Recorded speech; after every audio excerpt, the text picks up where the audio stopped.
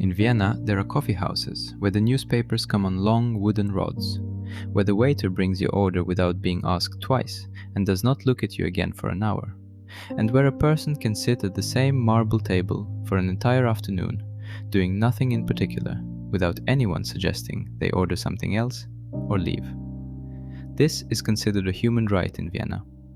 Not officially, just socially. In Austria, that is more binding.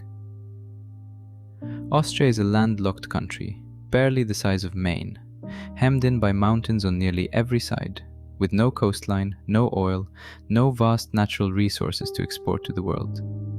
It was, not long ago in historical terms, the center of one of the great empires of Europe, controlling millions of people across a dozen modern countries, and calling itself the greatest cultural power in the Western world. Then, that empire collapsed in 4 years of catastrophic war, shrank into a small Alpine republic that most of its own citizens initially did not want, and spent the following decades surviving fascism, annexation, occupation, and division, before slowly, quietly, and without much announcement, becoming something remarkable. Vienna is consistently ranked among the most livable cities on earth. Austria's quality of life, healthcare, infrastructure, and cultural richness place it among the highest countries in Europe by almost every measure that matters. It has a comprehensive welfare state, a free university system, and a coffeehouse culture that UNESCO formally protected as an intangible heritage of humanity. So how did this happen? How does a country that lost everything and had to start over not once, but twice in the same century end up here? The answer is not dramatic.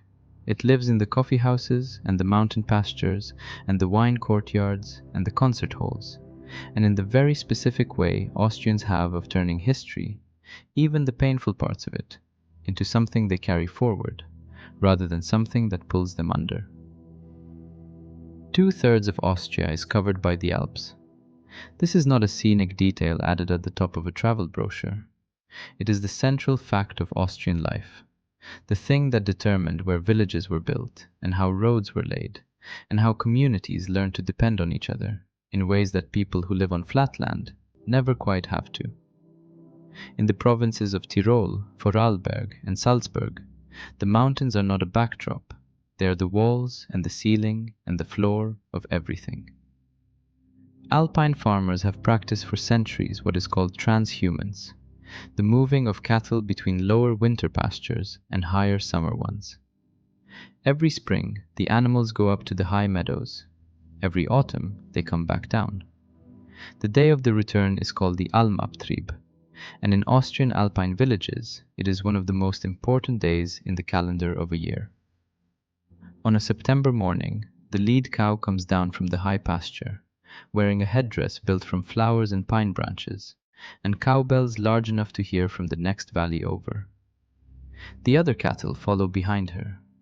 The farmers walk alongside, also in traditional clothing, also wearing more flowers than a person usually wears, the whole procession moving slowly down the mountain road toward the village, while the bells fill the valley with a sound that is both centuries old and completely alive in the moment it is happening. Children line the road. Old women who have watched this same procession every autumn of their lives watch it again. The cattle go into their winter barns. The farmers go to the nearest inn. The schnapps comes out, because in Austria, the schnapps always appears at exactly the right moment. And this is absolutely the right moment. This is not a festival arranged for visitors, though visitors do come. It is simply what happens in September, in a valley where the same families have been farming the same mountains for 400 years. Vienna is a city that does not belong to any one century, and has decided that this is actually an advantage. The coffeehouse tradition began in the years immediately following 1683, when the Ottoman army besieged Vienna and after enormous effort failed to take it. In the aftermath of that failed siege, coffee bags left behind by the retreating Ottoman army found their way into the hands of Viennese merchants. Coffee houses opened in the city, And the Viennese, who had no particular reason to be grateful for anything about a military siege, discovered that what it had accidentally left behind was possibly the finest thing that had ever arrived in the city. The Kaffeehäuser that developed over the following 2 centuries became something entirely specific to Vienna. Not simply places to drink coffee, places to read the newspapers, which hung on long wooden rods available at every table, places to play chess or billiards, places to conduct quiet business, write entire novels, start arguments about philosophy, and, most crucially, to sit for an entire afternoon without ordering anything additional if you simply did not feel like it. Nobody would rush you. Nobody would reclaim your table for a more profitable customer. The Viennese coffee house operated on the understanding that a person who needed somewhere to think deserved somewhere to sit while doing it. Sigmund Freud worked in the coffee houses. Stefan Zweig wrote a significant portion of his early work at a marble table with 1 cup of coffee and the morning papers. Gustav Klimt argued about the future of painting in them. The architects and thinkers and writers who made Vienna into one of the intellectual capitals of the early 20th century did much of their finest thinking in rooms where the waiter quietly replaced a cooling cup with a warm one without being asked, because asking would have been an interruption. UNESCO recognized the Viennese coffeehouse tradition as an intangible cultural heritage of humanity in 2011. The Viennese received this with the quiet satisfaction of people who had already known for 300 years and were glad the rest of the world had finally come around. Vienna did not make its deepest mark on the world through coffee, though. It made it through music. And the story of that music is both a triumph and a specific kind of tragedy that belongs to only one city. The list of composers who lived and worked in Vienna reads like an inventory of the people most responsible for what Western music became. Haydn was there. Beethoven arrived from Bonn as a young man and never left, spending the last 35 years of his life in the city and writing most of what he is remembered for within its borders. Schubert was born there. Brahms came from Hamburg and made it home.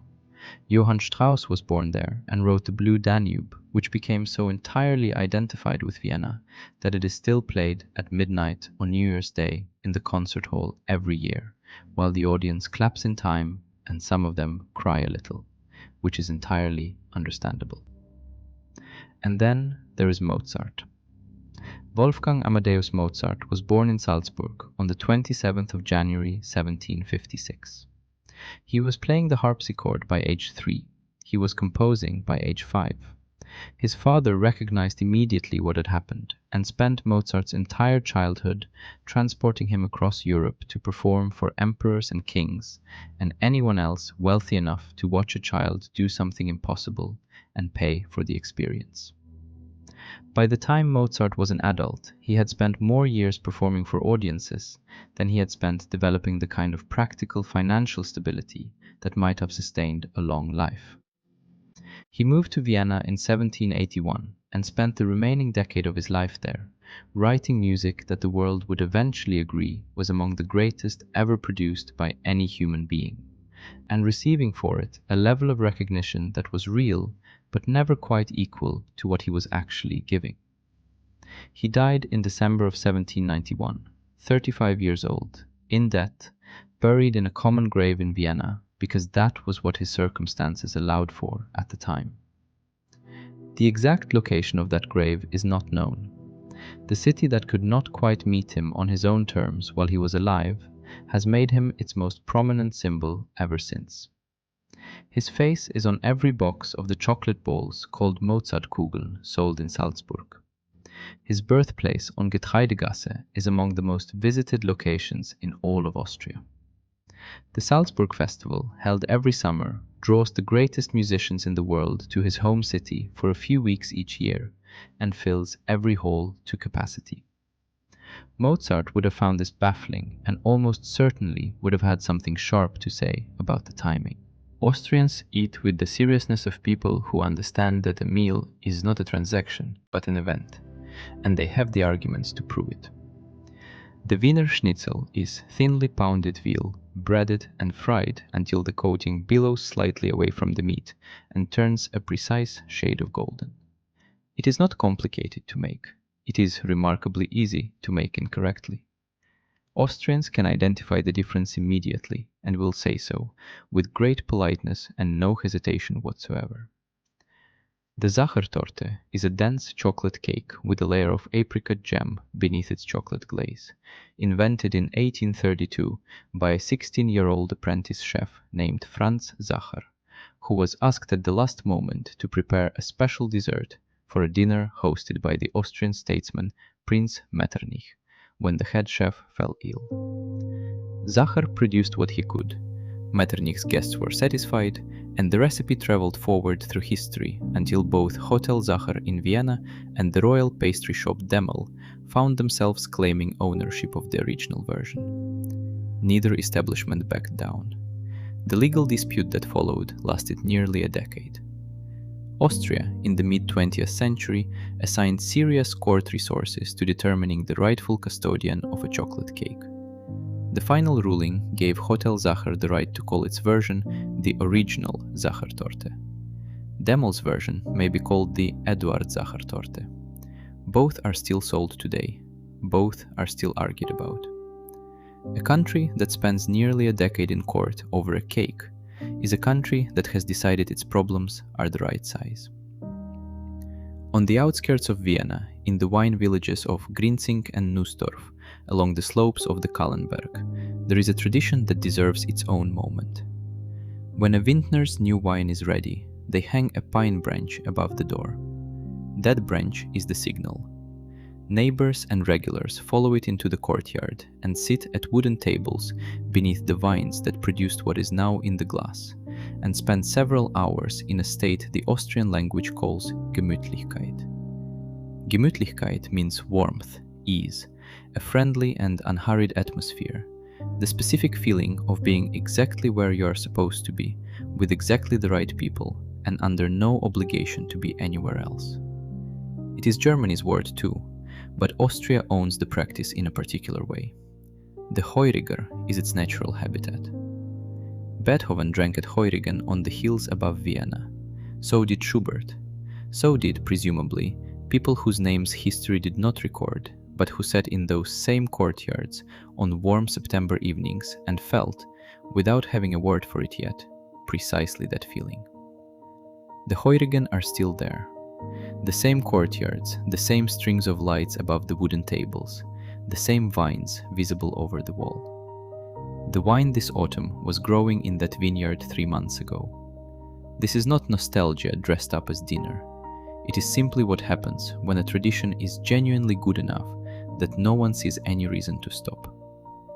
Austria carries its history honestly now. It took time to get there, and the path was not straight.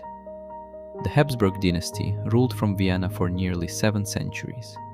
At its greatest reach, the empire they built spanned from the edges of what is now Ukraine to the Adriatic coast, held together not primarily by military force, but by the extraordinary Habsburg talent for dynastic marriage. The Latin phrase associated with their strategy translates roughly as, "Let others wage war. You, happy Austria, marry." It worked for a remarkably long time. When the empire finally collapsed at the end of the First World War, what remained was a small German-speaking republic that many of its own citizens initially wished to dissolve into Germany, rather than maintain as an independent state. The Allied powers forbade the merger. Austria had to become itself, which turned out to be considerably harder than it sounded for a country that had spent centuries being the center of something immeasurably larger. Then, in March 1938, Germany annexed Austria in the event known as the Anschluss.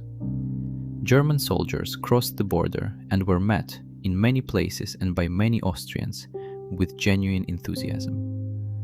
Vienna's Jewish community, approximately 185,000 people, who had been woven into the intellectual and cultural life of the city for generations, was subjected immediately to the same persecution that had been building for years in Germany.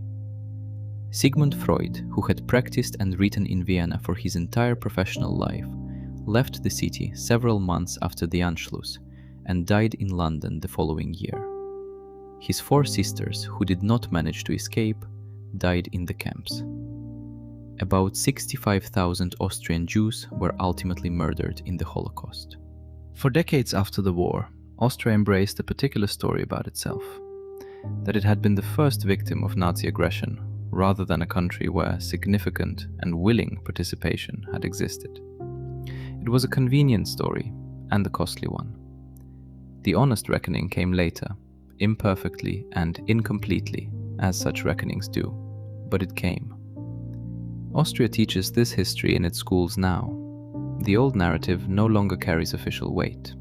What replaced it is harder and more accurate, and, in the long run, more useful for a country that wants to understand how it became what it is.